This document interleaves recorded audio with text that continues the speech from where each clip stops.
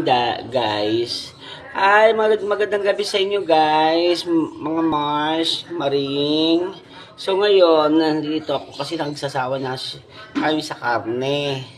So ngayon, pinagpipilian ko sabi ko kay Tatay Benji ko anong gusto niya.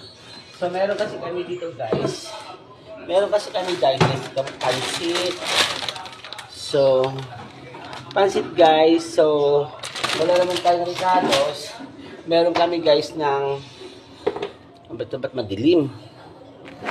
Sobrang dilim naman. So, meron kami guys ng noodles tsaka pansit canton. Tapos meron kami ditong meatloaf. Meron din kami guys ng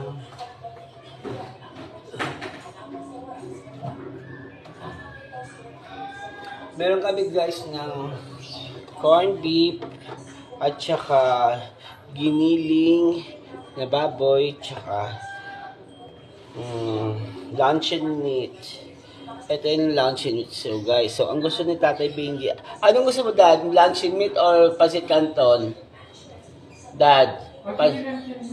Lunch? Oh, sige. So gusto niya guys yung luncheon meat na lang.